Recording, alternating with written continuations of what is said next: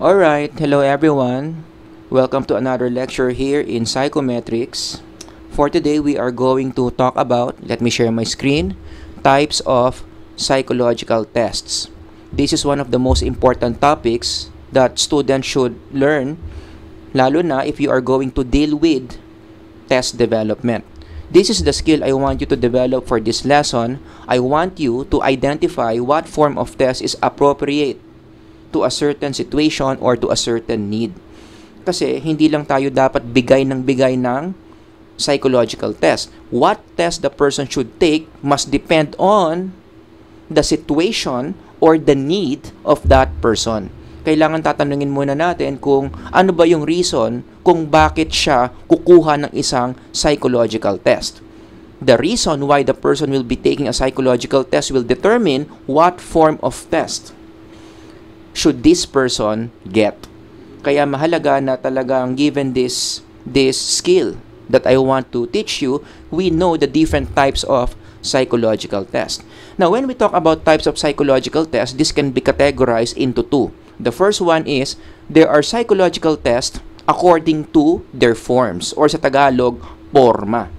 May iba't ibang klaseng porma ng mga test. Parang rubber shoes. May mga rubber shoes na high cut, merong mga low cut, merong mga mid cut. The same thing with psychological tests. We will talk about those different forms of psychological test. Meron din namang mga test, no? Or psychological test, can be categorized as according to how we administer those tests. Kumbaga, pangunahan ko na kayo dito, no? Under according to administration, meron tayong mga group test, iba yun sa individual test.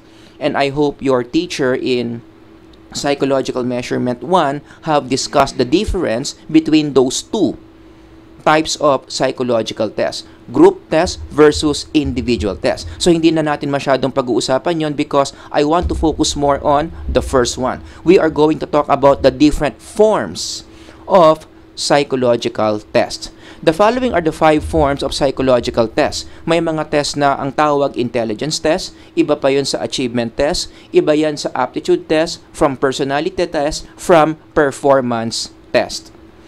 And take note, there's more forms of tests na hindi ko na nilagay dyan because of time constraints. For those forms that I will not be able to discuss in this lesson, kayo na lang bahala ang magbasa about those tests. Like for instance, basahin nyo rin yung tinatawag na speed test, iba pa yon sa power test, iba pa yon sa ability test. So you just read about those 3. For this lecture, we will just focus on these 5. Okay? Now, given this idea that there are 5 basic forms of psychological tests, no? Ang implication niyan is, in the future, when you become a psychometrician and then your superior ask you, bigyan mo nga ng psychological test itong client natin, what should be your response? Given the fact that you know that there are different forms of psychological tests, ang tamang response dyan is, anong klaseng psychological test po yung gusto nyong i-administer ko sa kanya? Got that? So, psychological test is the umbrella term. Under psychological tests are the 5 specific forms of psychological tests. So, pag sinabi sa'yo ng boss mo, bigyan mo ng psychological test yan, that's a very general statement. You would want your boss to be more specific. What kind of psychological test would you administer to the client? Now, if you relate this to test development, which is what this subject is all about, ang implication niyan is, kapag meron kang planong mag-develop ng psychological test, halimbawa, may nagsabi sa'yo, uy, mag-develop tayo ng psychological test. Ano ang tamang response dyan? Anong klaseng psychological test or anong form of psychological test ang gusto nating i-develop? Are we going to develop intelligence test, achievement test, so on and so forth? Got that? So, psychological test is an umbrella term. You could be more specific. What kind of psychological test are you dealing with? So, before we continue, let me just give you this simple exercise. Meron akong mga ilalabas dito na mga situations where there is a need to take a psychological test. Your job is to simply identify, given the situation, given the need, Anong klaseng psychological test kaya ang pinakabagay, pinaka-appropriate na ibigay in the following items? You can just pause the video if you like. Number 1, given that situation, which form of test is the most appropriate to be given? Number 2, pause nyo na lang if you need more time. Number 3, number 4, and number 5. As we go along this lecture, I'm going to reveal the correct answers to each of those items. So pag-usapan na natin, what are the 5 basic forms of psychological tests? Number 1, we have what we call intelligence test, also known as IQ test. So pareho lang yung intelligence test sa IQ test, wherein we use these kinds of tests if we want to measure a person's problem-solving skills. Pag gusto nating masukat gaano kagaling ang tao sa pagsosolve ng problema, you are more likely to give this person an IQ test. And there are many IQ tests out there that are very popular, meaning commonly used in different settings, especially in research and in the academe. Nandyan ang Stanford Binet, nandyan ang Wechsler IQ tests, at yung Wechsler, marami pang klaseng test yan, no? May mga variants yan. Iba yung Wechsler for adult, iba pa yung for children, iba pa yung for preschool. So the name David Wechsler is very known in the field of IQ testing. Andyan din yung Woodcock-Johnson test of cognitive abilities, which is again another example of an IQ test. So going back to item number 3, si Agatha, kailangan niya kumuha ng IQ test. Why? What's the clue from the item? Because she will be entering a job that is intellectually demanding. Ibig sabihin, sa trabaho na yan, maraming problema na kailangan isolve. So you would like someone in that job who is a good problem solver. So how would you screen people who are good problem solvers from those who are not? Magbigay ka ng IQ test. Now, going back to IQ test, generally, these tests are timed. Merong time limit. May mga test 45 minutes lang, may mga test 1 oras, may mga test 2 hours. Varies from IQ test to IQ test. And the question is why? Ano yung logic why IQ tests are being timed? The explanation is, it's because processing speed is one of the indicators of intelligence. Isa yan sa mga expression na matalino ang isang tao kapag mabilis siyang mag-isip. Kaya gusto nating orasan para malaman natin kung sino yung mga tao na mabilis mag-isip, which means they can beat the time limit, and at the same time, they are answering the questions right. Mabilis mag-solve ng problema ng tama is an expression of intelligence. Therefore, meron talagang need to time their performance when they take IQ test. Kaya nga, given the nature of IQ test, I want you to ask something. I want you to think about something. I mean, anong mga trabaho ang super halaga na dapat mataas-taas ang IQ mo? Because you're gonna solve a lot of problems. Ako, naiisip ko, sa tingin ko, ang pagiging government official. Do you agree? Because that's one of the demands of the job. Papasok ka sa isang posisyon sa gobyerno kasi magsasolve ka ng mga problems. Paano mabawasan ang kahirapan? Paano bumaba ang crime rate? Paano hindi tayo maubusan ng supply ng sibuyas? Being a government official requires good problem-solving skills. Kaya ang implication nito is, meron akong proposal na sana, I don't know if you agree, no? Pero pag-isipan nyo kung magandang sistema to, bago maging candidate ang isang tao to run for government office, kailangan bigyan mo na ng IQ test. Tapos merong certain cut-off na dapat maabot mo itong ganitong intellectual level via the IQ test before you can be allowed to run for government. So imagine kung yung mga government officials natin medyo matataas ang IQ. Oh, baka maging daan yan sa pagbabago in our government. Because so far, correct me if I'm wrong, wala naman tayong ganyang system eh. Diba? Parang basta meron kang willingness to serve the people, basta meron kang machinery, meron kang pera for politics, for campaigning, pwede ka nang tumakbo. So I think it would be a good idea if we add a certain screening tool before a person can become a government official in the form of IQ test. Diba? Now, we're not yet done about IQ tests. Sabi ng mga psychometricians, ang intelligence test or IQ test, again, they're the same. You can further categorize them into two. Merong mga IQ test na verbal, meron namang mga non-verbal. Kapag verbal, ibig sabihin yan, the items or the problems that you give the person to solve are in the form of words. Kaya nga siya verbal. Okay? So, dapat marunong kang magbasa. Marunong kang umintindi ng mga words if you are going to take IQ tests that are verbal in nature. So, these are some examples, no, of problems to solve in the form of words. So, kayo na lang bahala magbasa. Sagutan nyo na rin if you have time para malaman nyo kung okay ba yung inyong IQ. Another example of items under verbal intelligence would be multiple choice items would fall under this category. So kapag tinanong ka, what part of the brain initiates puberty? O anong tamang sagot dyan? O dapat alam nyo na yan. But this is an example of a test, an IQ test, under verbal format. Yung mga non-verbal format naman, ito yung mga items that are given not in word format. Non-verbal. So, ito yung mga items dyan. Wala ka makikitang words. Such as this.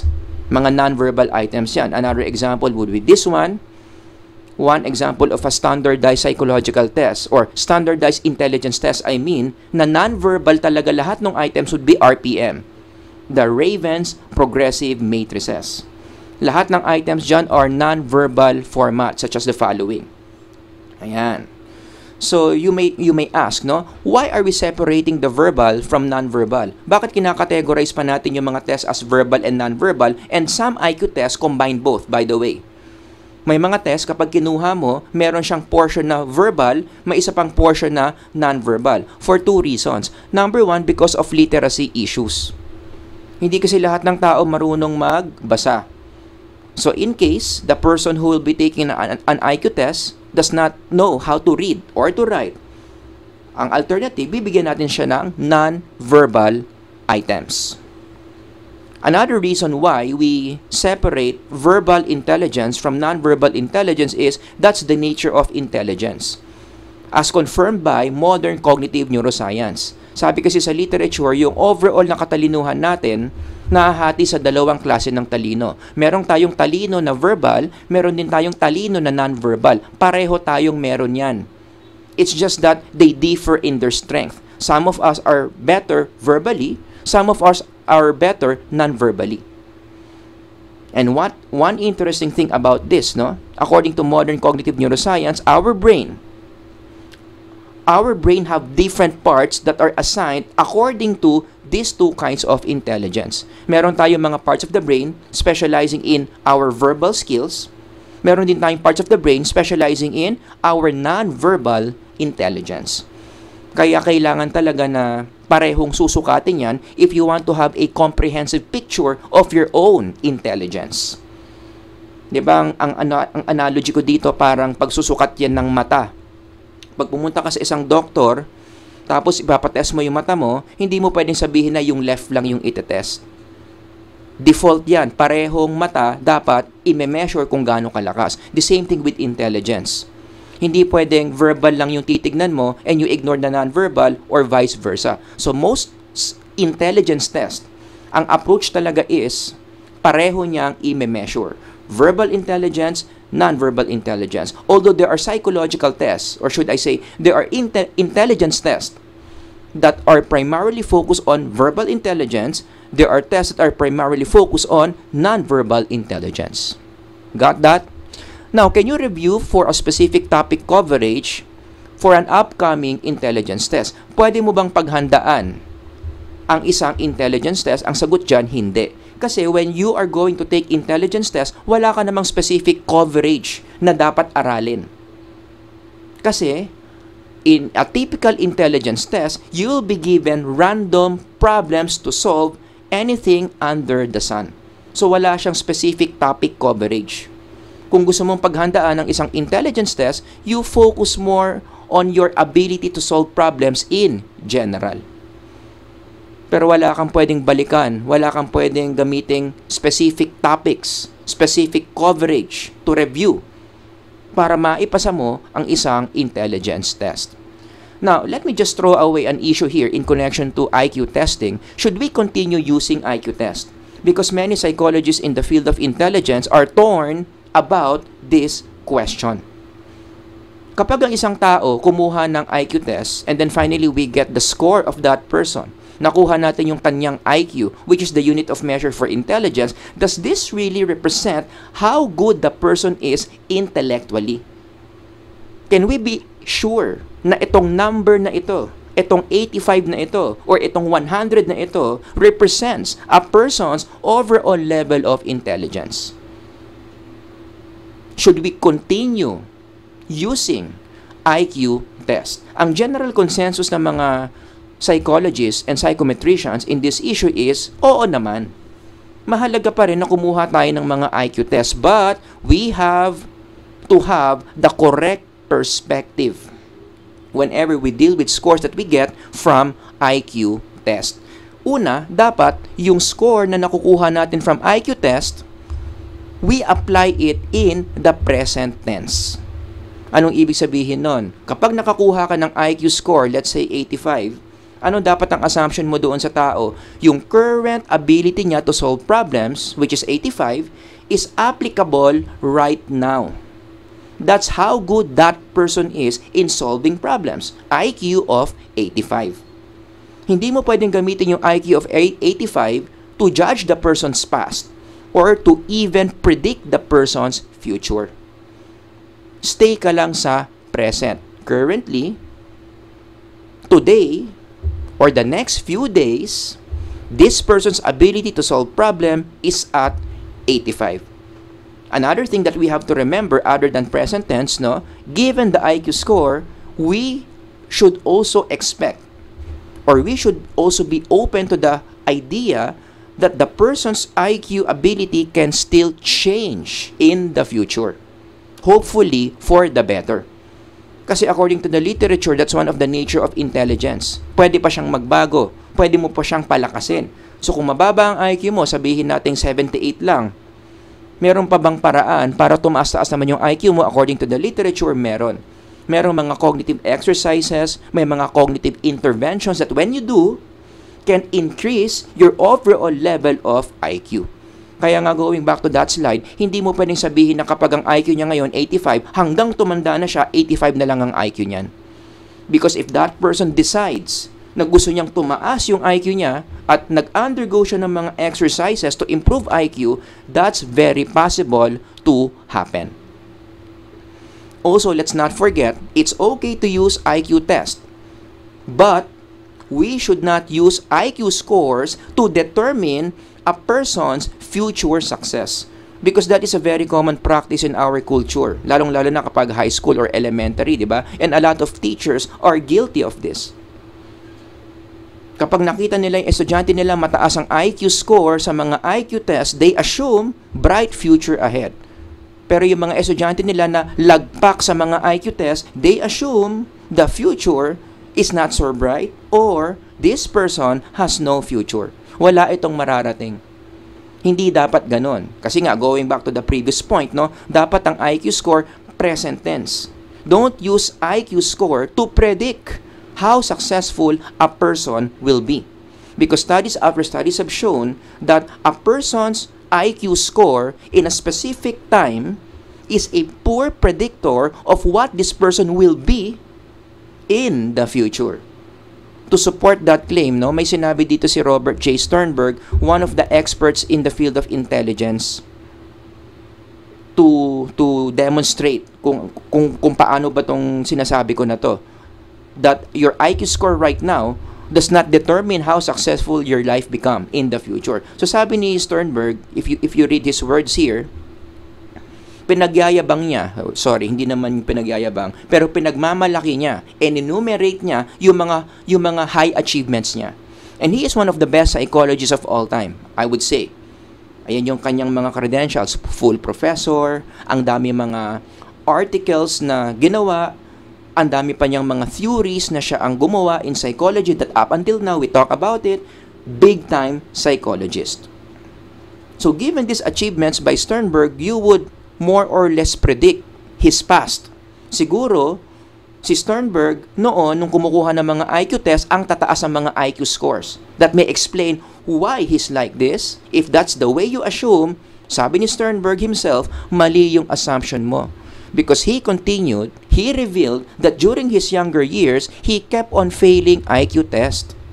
Lagi raw siyang bumabagsak sa mga IQ test. Now, that speaks volume to the idea that IQ scores at a particular amount of time cannot be used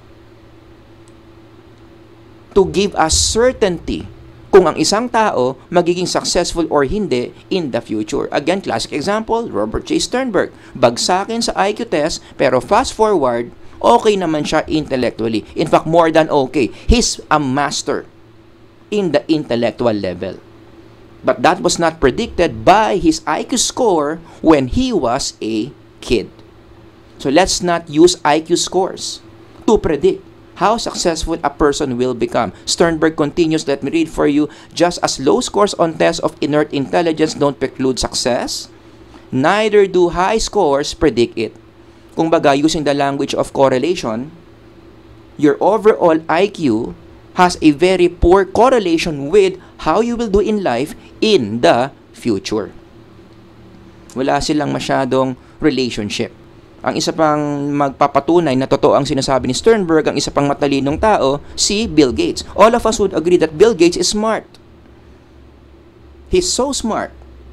And given his smartness that we can see right now, can we predict that when he was a child, he's already smart?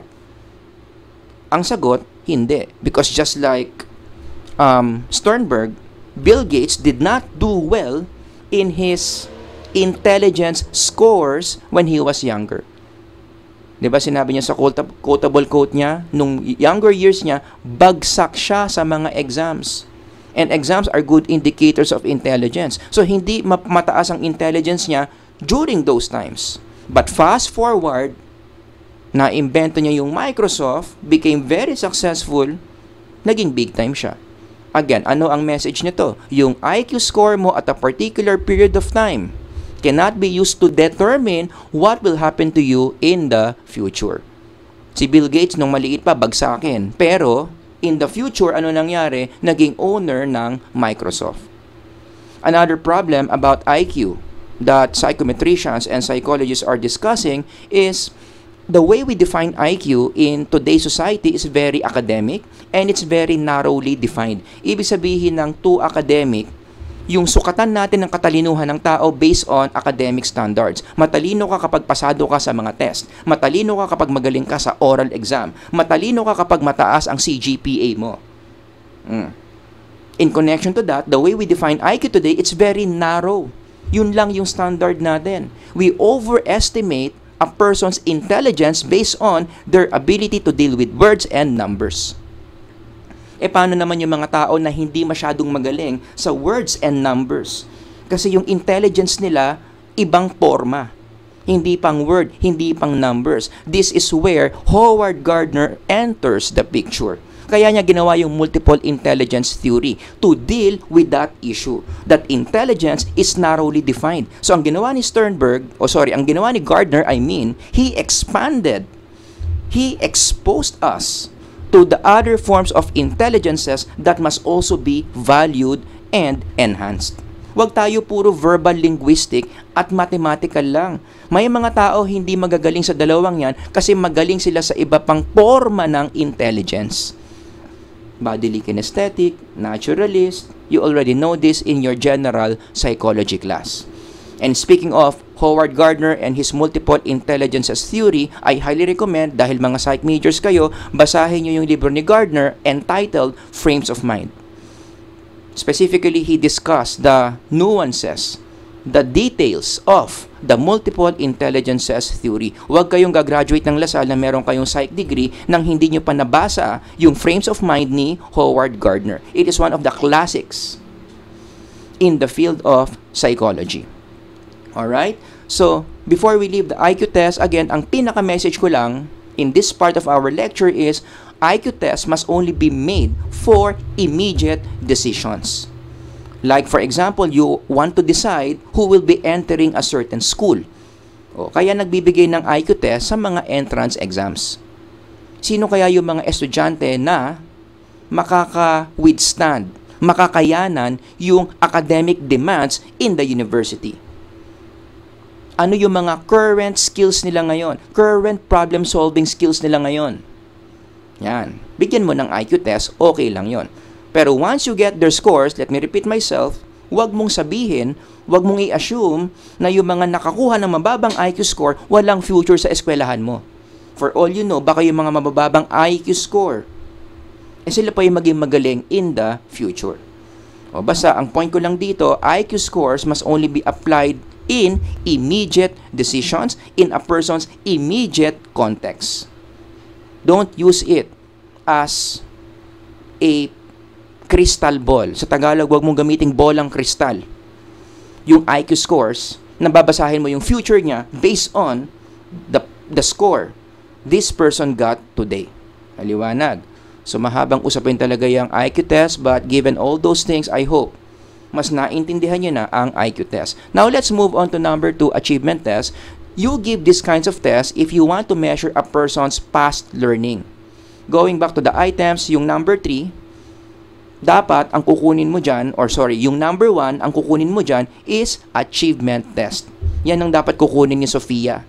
Kasi gusto nating sukatin kung gaano karami yung natutunan niya during her high school years. Alright? Some other examples of achievement test para mas malinaw. I'm sure hindi nyo na naabutan yung NEET, National Elementary Achievement Test. During my time, ginawa yan. You cannot enter high school if you fail NEET. Kaya maraming nape-pressure dyan. Pag binagsak mo yan, hindi ka pwedeng pumasok ng high school because of the assumption na bakit kita tatanggapin sa high school kung mahina ang foundation mo nung elementary? Because NEET measures your overall learning during your elementary years. Meron ding NSAT, the National School Achievement Test. Naabutan ko rin yan. Wherein, hindi ka naman pwedeng tanggapin sa college kung binagsak mo ang NSAT because of the assumption that you will not get the most out of college if your foundation in high school is weak. Kaya sukatin muna natin yung foundation mo ng high school. Gaano karami yung natutunan mo during your high school years? NSAT measures that. So isa yan sa mga requirements during my time, bago ka makapag-enroll sa mga colleges. Dapat patunayan mo muna, ipakita mo muna na pumasa ka sa NSAT. So other than this, wag na tayong lumayo, yung mga board exams. Psychologist licensure exam is a form of an achievement test. In fact, you can also extend this to other disciplines. Yung board exam ng pagiging abogado, yung board exam ng pagiging dentist, yung board exam ng pagiging architect or electrician are all forms of achievement test. Kasi ang minimeasure ng mga board exam is gaano karami yung natutunan mo in what? In your 4 years studying your field. Add to that, gaano karaming natutunan mo about psychology in your practical experience. I-measure natin yung achievement ninyo in the field. Achievement here means how much did you learn from studying the field that you are mastering. Kaya in connection to that, can you review for an upcoming achievement test? Ang sagot, yes. IQ test, hindi pwede. Ito pwede. Bakit? Kasi nga, dahil achievement test yan, yung gagawa ng exam, meron siyang ability to just choose which topics to include in the achievement test.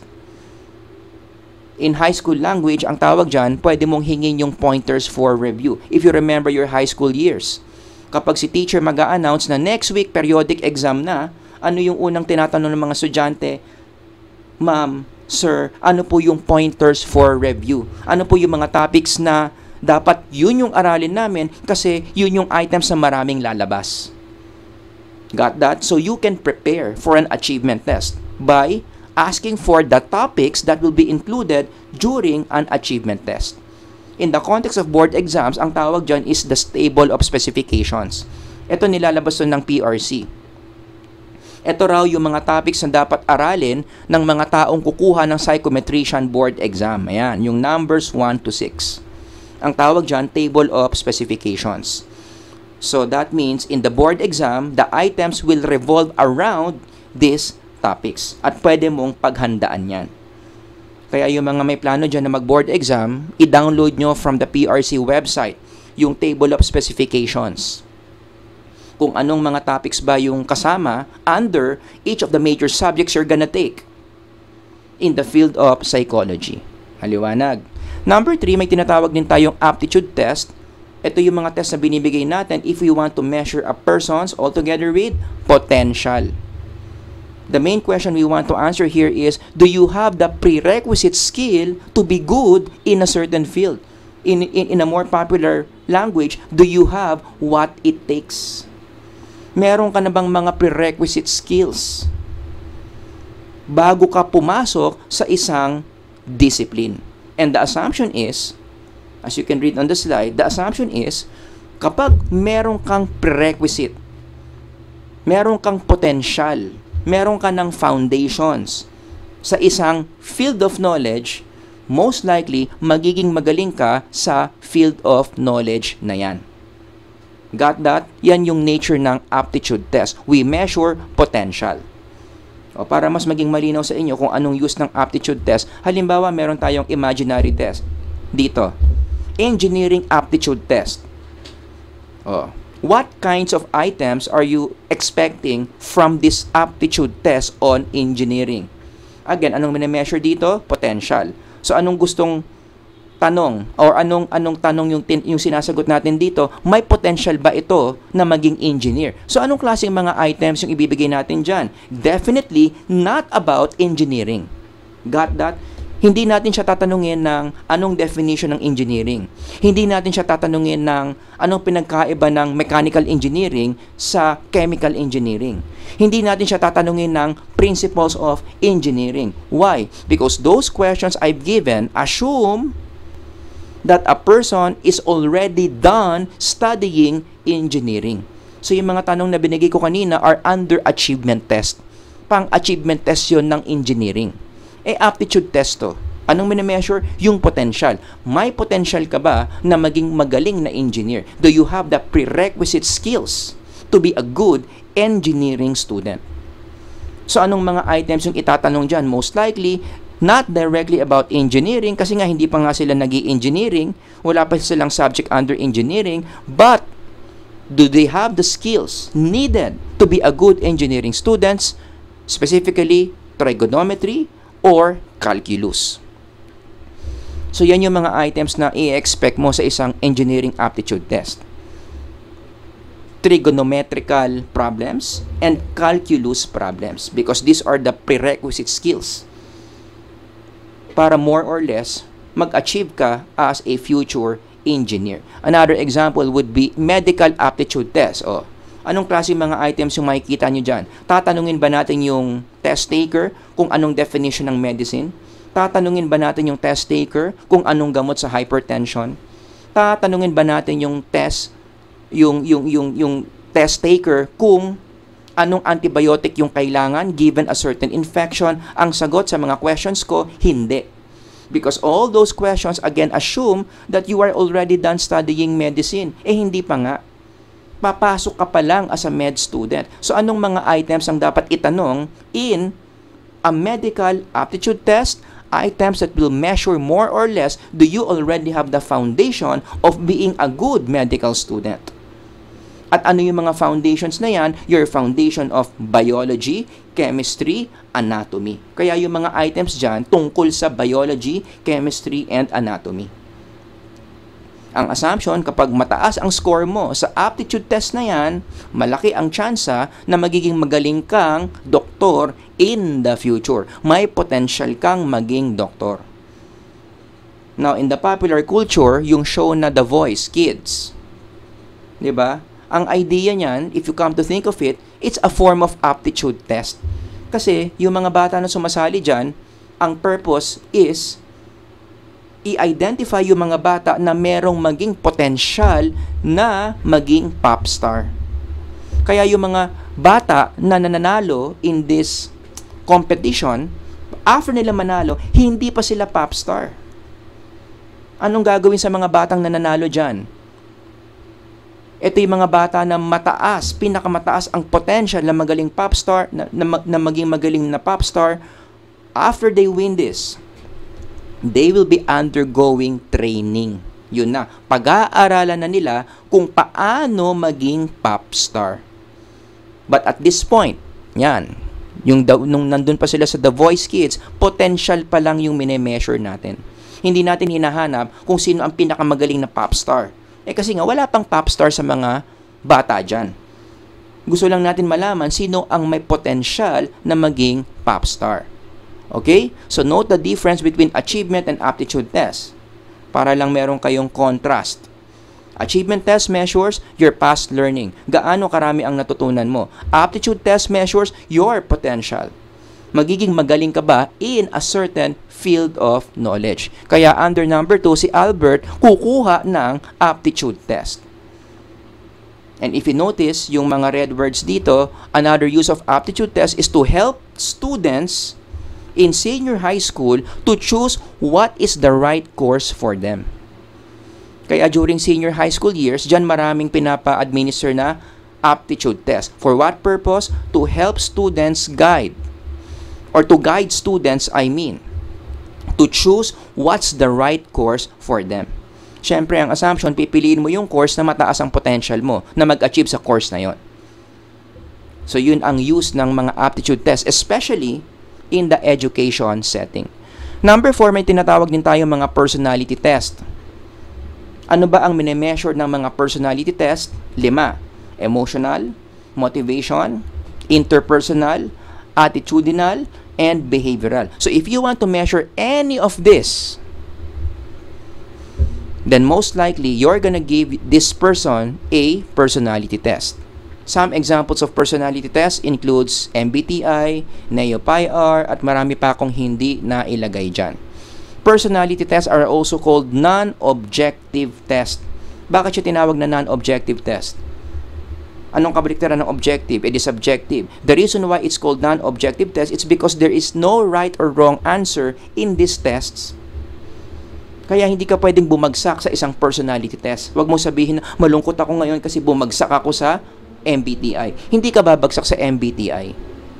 Because personality test, ang ginagawa nila is they just simply describe to us what our personality is like. Alright? Kaya siya tinawag na non-objective test. Walang tama o maling sagot. Another term for personality test is standardized personality test. Okay? Generally, SPTs are not timed. Hindi siya binibigyan ng time limit. And I think the reason is clear. Bakit? Because as much as possible, we want the person answering this test to think, to reflect, para maging accurate yung mga sinasagot niya in the items. Kasi kung mamadaliin mo yan, tapos ang dami-dami mong items, karamihan ng personality test, maraming items, ano mangyayari? Mata-time pressure siya, huhulaan na lang niya yung mga sagot niya, the result becomes invalid. So we say to our clients taking personality test to take their time. Huwag nilang madaliin. Got that? So yun yung reason, no? So going back to the exercise, number 4, ang tamang sagot dyan is letter D. Dapat mamigay sila ng personality test. How did we know? Kasi yung mga terms dyan, no? Highly extroverted, mababa ang neuroticism, moderate ang agreeableness, these are personality terms. Gusto mong mag-hire ng mga tao na ganyan ang personality profile. So anong gagawin mo during recruitment? Mamigay ka ng personality test. Sino ang kukunin mo based on that? Yung mga tao na ang ugali, na ang personality tugma sa hinahanap ng kumpanya mo. That's how you use personality test in deciding who to recruit. Is that clear? Some sample items ng mga personality tests are the following. You just pause the video if you need to. This is an item if you measure emotion. Another item that measure motivation. Another one that measures intrapersonal, so on and so forth. And usually, personality tests are in what format? In the Likert format. Tandaan nyo yan, Likert format. Anong ibig sabihin ng Likert format in a scale of 1 to 5? Ang ibang Likert in a scale of 1 to 7, meron din namang in a scale of 1 to 10. But regardless, each point in the scale may qualitative meaning yan. Usually, ang 5, ang ibig sabihin yan, strongly agree, 4 means agree, 3 means neutral, so on and so forth. Pwede rin naman yung response choice mo, ganyan. Always, often, sometimes, rare, never. Tapos may scale value yan, 1, 2, 3, 4, 5. Before I forget, sino itong taong to? Ito si Rensis Likert. Nung nabubuhay pa siya, ang specialization niya in psychology is social psych / industrial organizational psychology. And why is Rensis Likert so popular? Because he was the one who devised the Likert format of answering personality tests. Siya nagpauso. That's why that format was named after him. Likert format. O, diba? Dito nyo lang nalaman yan, no? Trivia yan. Pang mga quiz ba yan. And last one but not the least, we talk about performance test. Now, performance test, it's not so much of a form of a test, but rather, it's a method of testing. Ang isa pang nickname ng performance test is non-paper and pencil format, which means what? When you take this test, hindi ka bibigyan ng ballpen, ng answer sheet, ng questionnaire. No. You will be given different tasks to do, and as you do those tasks, ano nangyayari? Yung psychologist, mine-measure na niya yung mga mental attributes mo. Got that? So again, performance test is more of a how, or it's more of a method on how we can administer certain tests. So, ibig sabihin, merong mga IQ test na performance format. Anong pinagkaiba nun sa paper and pencil format? Kapag nag-IQ test ka, tapos paper and pencil, malamang, obvious ba, anong hawak mo? Isang papel, isang ballpen, or isang pencil. Ganun din sa achievement test. Ang achievement test, pwedeng paper and pencil format, uupo yung mga test takers, may answer sheet, may questionnaire, o tapos, bibilugan nila yung mga tamang sagot. Pero may mga achievement test na performance format. Hindi ka bibigyan ng ballpen, hindi ka bibigyan ng papel, rather may mga ipapagawa sa'yo para malaman nila kung okay ba yung achievement mo in the field. O, ang performance test, pwede ring pwede rin meron tayong mga aptitude test na performance ang format. Again, hindi ka bibigyan ng paper and pencil, merong mga ipapagawa sa'yo. Nakukuha ninyo. O, yung mga nanonood ng Squid Games, di ba yan yung story niyan? Merong group of people pumunta sa isang place and they were given different games to play. Now, if you relate our lesson to that show, psychometrically speaking, yung nangyayari sa bawat round sa Squid Game, it's a form of performance test. Yung nagpasimula ng Squid Games, gusto niyang i-measure yung mga mental attributes ng mga tao na nandyan. Sino ang pinakamatapang, sino ang pinaka-self-sacrificial, sino ang selfish, di ba? And the different tasks being done in this show reveal the character of the different people in the game. Kaya masasabi ko na yung nangyayari dito sa Squid Games, it's a personality test in the performance format. Pero syempre, alam naman natin, fiction lang yan, no? At sa Pilipinas, bihira lang yung personality test na performance-based ang basehan. Usually talaga, ang pinakasikat when you're gonna take personality test would be paper and pencil format. Okay? So, number 5, si Johnny, yan ang dapat niyang kunin. Kailangan niyang kumuha ng performance test. At ano ang clue? Based on the item that he's gonna take performance test because he needs to go to the laboratory. In most hospitals, may mga ganyang laboratories, no? Wherein, yung place na yan, dinadala dyan yung mga tao na bibigyan ng performance tests. Hindi sila bibigyan ng ballpen, hindi sila bibigyan ng answer sheet. Rather, they're gonna be asked to do something. And then from there, we measure a person's mental attribute. Nagigets ninyo? To be more specific, in the field or in research, ano yung mga research ideas na ginagamitan ng mga performance tests. For example, prayer and meditation. This is a very interesting field in the positive psychology discipline, even in the psychology of religion. Pinag-aaralan ng prayer and meditation. So, yung mga participants sa pinag-aaralan in this field of knowledge, usually, hindi sila binibigyan ng paper and pencil format. Anong ginagawa? Merong pinapagawa sa kanila inside the laboratory. Let's say, for example, in this case, we want to study the effect of meditation on the brain. So, anong gagawin natin? Hanap tayo ng mga monks na nagbe-meditate, dalhin natin sa laboratory, at merong tayong mga ipapagawa sa kanila. Got that? Hindi natin sila bibigyan ng paper and pencil to answer this test. Rather, we will give them task to do. Like what? Obvious ba? Diba? In this case, ang papagawa mo, ipapameditate mo. O, pero habang nagme-meditate sila or bago sila mag-meditate, meron ka muna mga ilalagay dyan sa ulo nila para magkaroon ng image yung brain nila while they are meditating, and then ilalagay mo na sila sa MRI, and then from there, you can now discover what happens to the brain every time a person prays or meditate. At mag-side comment lang ako saglit. Given this area of research, ano ang kanilang nadiskubre in connection to prayer and brain, we have the ability to control parts of our brain or even influence the wiring of our brain through prayer and meditation. Yun yung implication yan. Diba? Na kapag na tayo, meron tayong capacity to influence what's happening in our brain. Pipikit tayo, we will concentrate. Skilled meditators, skilled prayer warriors, they can influence certain events in their brain. They can activate certain parts of their brain.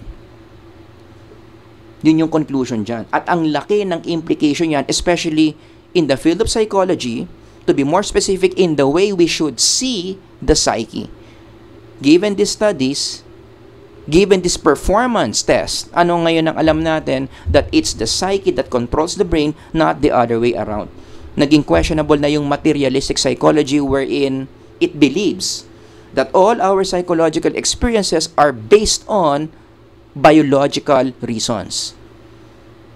Kaya ka nai-inlove, kaya ka namomotivate, kaya ka naniniwala sa Diyos, kasi yung mga brain cells mo nagdidikit-dikit, tumataas yung voltahe ng kuryente na binibigay, nagkakaroon ka ng mga neurochemical activities. That's why you experience all those things. Now that becomes questionable because of this research area. Tayo naman pala yung nakaka-influence sa brain natin, not our brain that influences us. And this area of research further gave support to the spiritual framework of the psyche. Wherein, ang sinasabi dito, yung brain natin, hindi tayo yun. There is another element, or should I say entity, different from the brain that continuously affects the brain. In one spiritual teaching, 'di ba, in the book of Genesis, anong tawag doon sa nag-i-influence sa brain natin? Yung tinatawag na breath of life. Also known as, if you study the original language of Genesis, the spirit. And the word spirit is the same as the word psyche. Yan yung pinag-aaralan natin sa psychology. Etong spirit na to, ito yung may epekto sa brain. Not the other way around. The brain does not create the spirit, but the spirit influences the brain. As indicated by different performance tests done in the field of psychometrics under this topic. O, di ba? Ang gandang pag-aralan yan. Last example of performance test. Alam nyo ba, it's already psychometrically proven that males and females are different. And that conclusion is very consistent with the Christian view of gender, wherein males or females are in two different categories. Diba? Alam nyo na yan for those of you who read the book of Genesis. And not only that, later on, yung claim na yan, itong biblical claim na to, supported by performance test in the laboratory, later on, sinusuportahan pa rin yan ng marami pang mga iba't ibang mga studies. If you are into this kind of topic, differences between males and females, I highly recommend you read the book by John Gray. Ang title, Men Are From Mars, Women Are From Venus. Classic book. Kung psych major ka, dapat nabasa mo yan. Again, the idea, the conclusion that males are different from females, ang dami natin mga psychometric evidences dyan. Ang dami mga performance tests in the laboratory that studied thousands of males and females. And from there, we saw na talagang may pagkakaiba ang lalaki at babae. They were created differently. Their brains are wired differently. Not by culture, kasi yan yung tinuturo ng iba, no? Kultura daw yung nagbabago ng shape ng brain ng babae at lalaki. That's not true. Nabuo pa lang tayo inside our mother's womb. Those brain differences differed. Kaya in connection to this area of research, may tatlong implications yan. Number 1, radical feminism becomes questionable. Ibig sabihin ng radical feminism, naniniwala sila na walang difference ang males and females. Ang difference lang daw yung genital. But when it comes to psychological abilities, when it comes to the structure of the brain, wala silang pinagkaiba. In radical feminism, it's a mortal sin to assume that males and females are different. E paano naman yung mga evidences natin from performance test in connection to this area of research? Kaya yung radical feminism becomes questionable. Implication number 2, ito connected to sa test development. That explains why there are times we need to differentiate testing instruments between males and females. May mga testing instrument na dapat yung items mo kukunin lang ng mga lalaki at may mga items na kukunin lang ng mga babae because the mental attribute being measured by that instrument really differs between male and female. One good example of that would be anger. Ang dami ng literature dito that the way males and females experience anger, express anger, are really different. Hindi mo pwedeng sabihin kung paano magalit ang lalaki, ganun din magalit ang babae. Ang dami nilang mga key differences as explained by their brain structure differences. I-add mo pa yung neurochemical events nila, ibang-iba talaga. Because we are created differently. Males and females, we are created. Implication number 3 in connection to implications 1 and 2. Eto. We need to redefine what sexism means. Kasi in our culture today, it's so easy to label someone as a sexist. Agree? Sabihin mo lang na may difference yung male and female, sasabihin na nila sexist ka. We have to increase the standard. Hindi sexist yon yung sabihin mong iba yung male, iba yung female, lalong-lalo na kung meron ka namang empirical evidences to support what you say. Diba? Kailan ka nagiging sexist? Kapag after mong dinifferentiate yung male and female, you use those differences to take advantage of the other sex and belittle, devalue the other sex. That's sexism. Pero yung sabihin mo lang na magkaiba yung male and female in a certain mental attribute at may mga research naman doon, hindi mo dapat sabihin na sexist yung taong nagsabi nun. Another word to avoid in connection to this yung bigot. No, I mean not to avoid, but we have to redefine what bigotry means. Taasan natin yung standard natin before we say someone is a bigot. Hindi porket sinabing iba ang male, iba ang female, bigot na siya. Bago pa tayo lumayo, paano natin nalaman yung mga implications na yan? Via the different performance tests that were done in different laboratories to support the idea that indeed males and females are created differently. So that ends my lecture on the 5 forms of psychological test. At anong implication nito sa test development? Tanungin niyo yung mga sarili niyo ngayon. Anong klaseng test kaya yung ide-develop nyo this term? From numbers 1 to 5.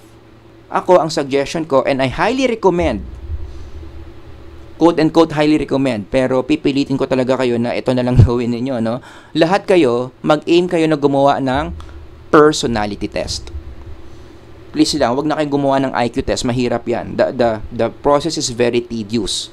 given the time frame that we have, 3 months, 3 months, 1 term, doable yung personality test. So ngayon pala, mag-isip na kayo ng personality attribute na sa tingin nyo, gusto nyong sukatin. Alright? So that's it. Sana marami kayong natutunan on my lecture today about the different types of psychological test. If you have any questions, ilagay nyo lang dyan sa comment section. Sir Howard here. God bless everyone. Bye-bye.